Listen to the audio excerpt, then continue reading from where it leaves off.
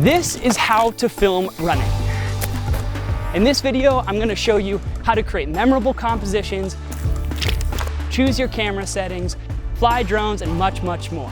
But if you only focus on the cameras and the settings, you're going to miss out on some key ingredients, which is why I'm taking you out into the field with me to create some running content. Whether you're filming for a friend or for a brand, this masterclass will help you create a running film that actually connects with people. Let's get started. If you're new here, hey, I'm Rue, and over the years, I've made a lot of running content for some of the top brands and athletes in the space, and in that process, I've learned that the huge mistake about filming running is about trying to film motion and not emotion. This video is actually episode 1 of a 7-episode masterclass for free here on YouTube. It's where I'm gonna walk you through everything I know about filming running, from being out in the field with me here today, to editing, to flying drones, to gimbals, to taking you behind the scenes on one of my documentaries on the Navajo reservation. We're gonna cover so much about running. But before we dive into all of that stuff, we gotta strip it down and start from the beginning, where we're gonna talk about camera settings and what settings I use to film trail running. To fully understand your camera, there are 3 settings you need to know to expose your camera properly: your shutter speed, your ISO, and your f-stop. The first thing we'll cover is your shutter speed. Your shutter speed impacts the amount of light, as you can see here on the camera, but it also impacts your motion blur. If your shutter speed is too high, your motion blur will look really off and jittery. If it's too low, it'll look really blurry, which is maybe how you get some of the effects that you see in some of the running videos called shutter drag. But the standard, and something I always recommend, is shooting with it at double your frame rate. So if you're shooting in 24 frames per second, which is what I recommend, your shutter speed would be 1/48, or most cameras 1/50. This provides the most natural looking motion blur and will make your running footage as real as it can get. If you're shooting in slow motion, I'd recommend shooting in 60 frames per second, or if you want things really slow, 120 frames per second. If you're shooting in 60 frames per second, you want your shutter speed to be 1/120, or on some cameras, 1/125. If you're shooting in 120 frames per second and you want things really slow, I'd recommend shooting in 1/250. And now that you know about your shutter speed, let's move on to your f-stop. As you can see, Mallory, our running model here, is in frame with a nice blurry depth of field behind her. Basically, the lower your f-stop, the brighter your image. The higher your f-stop, the darker your image. The lower your f-stop, the more blurry the background. The higher your f-stop, the more that's in focus. And the final setting to adjust is your ISO. Your ISO just impacts how much light gets let into your sensor. So as you can see, the higher I let my ISO, the brighter the image becomes. The lower the ISO, the darker the image. Most cameras have a native setting that they want their exposure to be at. For this camera, it is 640. Some cameras are 800. But at 640, my camera is sort of maximizing the sensor and getting the most information possible. But as you can see, the higher the number, the brighter the image. The lower the number, the darker the image. One thing you may notice when I'm filming is that the end of my lens is black, and that's for a good reason. This is called an ND filter, and it's basically sunglasses for your camera.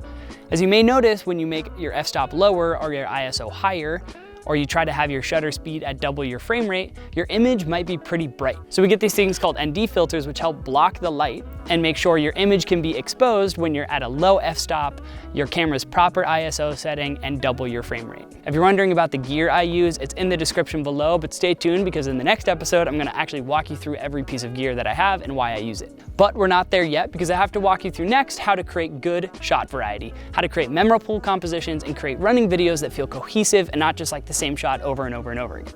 Oh, hey, quick thing. I write a free newsletter about outdoor storytelling, creative clarity, and building memorable content I think you'll enjoy. If you want to keep learning how to make work that's thoughtful, profitable, and creative, it's linked in the description below. All right, back to the video. When it comes to creating good shots, I think it's really important to think of a wide, medium, and tight rule. This is a loose rule that I have for every scene that I film in order to create a cohesive edit. The order in which I capture these doesn't really matter, but for every activity and every stage of the trail that I think is important, I try to capture a wide shot, a medium, and a tight shot. This is a really good example, because now you get to see a whole landscape that wasn't introduced to you in the medium shots that I've had before this. This landscape is crazy. It's huge. You can see so much, and you can feel so much because now you feel immersed in the landscape. I would consider this an extra tight shot, and these extreme close-ups are really cool, but often very dramatic and not used very commonly. but I think these sorts of extra tight shots when it comes to capturing the natural environment is really great.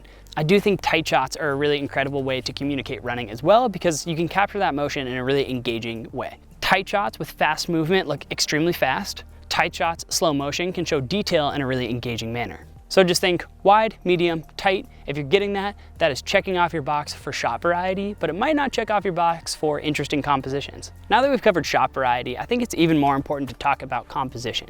Composition is the framing that creates a memorable, good image. Filming running can be really challenging when it comes to composition because people are moving and people are moving fast. Running is obviously a fast moving sport. Sometimes it's slower, sometimes it's faster, but creating a good composition can happen regardless of how fast your subject is going. Oh my gosh, this is amazing in here.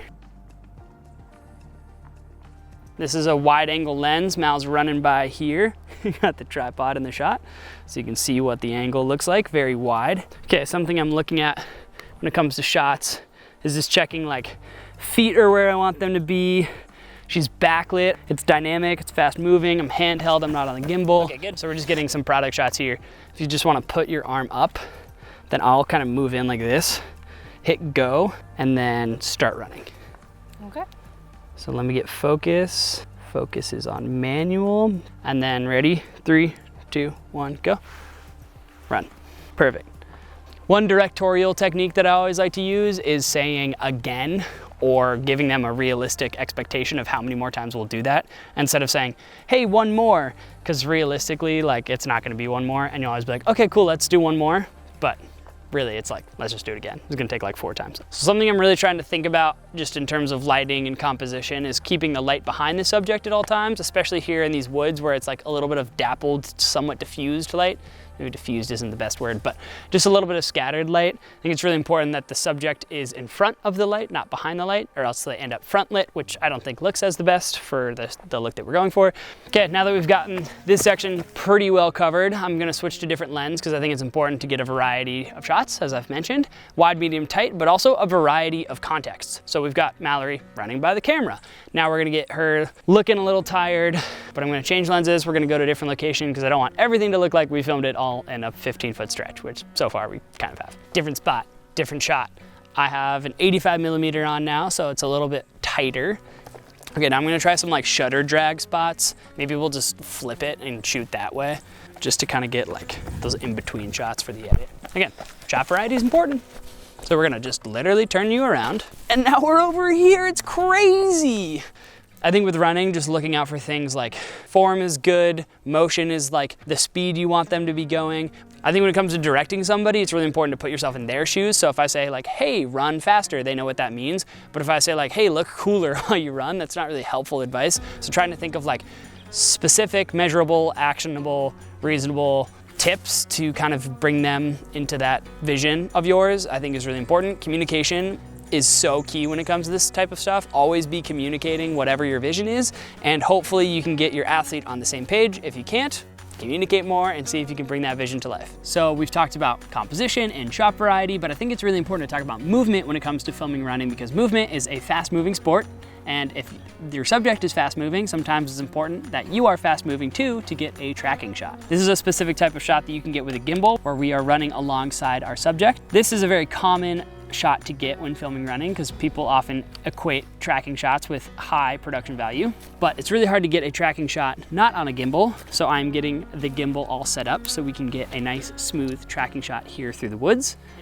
If you're in the woods getting a shot on the gimbal, I think it's really fun to experiment with getting things in the foreground so you can really show the speed and the dynamic movements of the runner. I'll go into more specifics about filming with the gimbal in episode 3, where we break down filming with gimbal versus filming handheld and when to use both. But real quick, for the shot for the commercial, I'm gonna just get this nice smooth shot to showcase the variety of movements that you can capture when you're out filming running.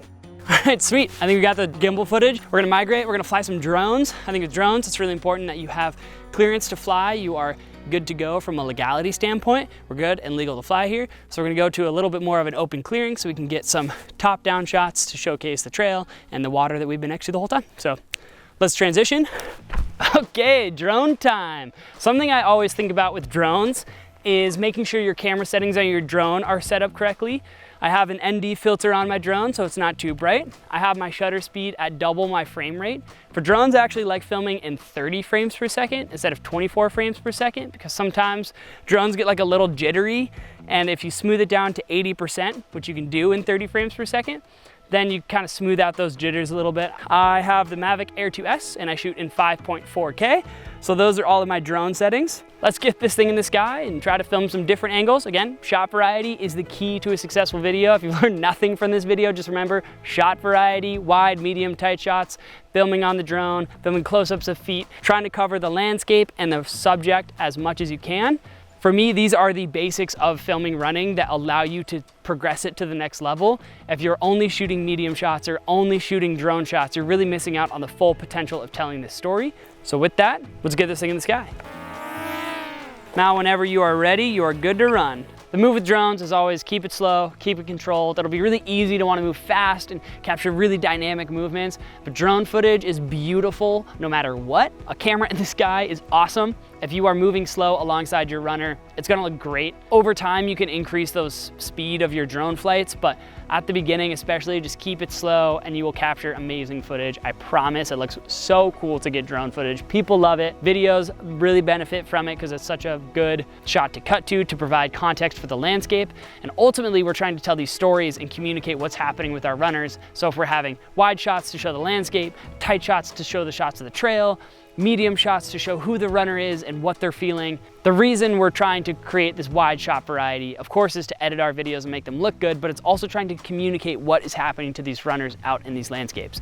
And while the drone is one way to do that, there's actually one more tip I want to share before the video ends, but I got one more place to go before we do that. At the end of the day, and at the end of this video, I do want to just shine a light on the importance of creativity in this process. I set out a bunch of tips and rules for filming running, but I think it's important to break these rules and try something new. Recently, I've been enjoying these 360 cameras because it allows me to spawn creativity in a way that I never would have done before. This is an angle that I wouldn't necessarily use when I'm filming documentaries or filming commercials, but since getting this camera, it's opened up a whole new way for me to express my creativity. So whether you have expensive cameras or budget cameras or just a phone, don't let gear hold you back. Don't let the places that you're able to access hold you back. If you love running and you love filming, go out and be creative. Go out, try these things. Ultimately, I can give you a bunch of tips here in YouTube videos, and I will throughout the rest of this masterclass, so subscribe and stay tuned if you enjoyed this video. But ultimately, going out and practicing these skills is what's going to enable you to have a career in this. Because I truly believe that the better you get at filming, the more fun it becomes. And over the years, over the past decade of me making films, it's become pretty fun to go out and try new things. And today is kind of just an example of that. I went out into this park that I love, and I filmed someone I love doing something I love. And hopefully that passion shows through in the video. But if not, stay tuned, because there's more things I'm passionate about sharing in the rest of this masterclass. In the next episode, I'll be walking through all of the gear that I use to film running and why I use it. So subscribe, stay tuned, more videos coming soon. Excited for the newsletter. Bye.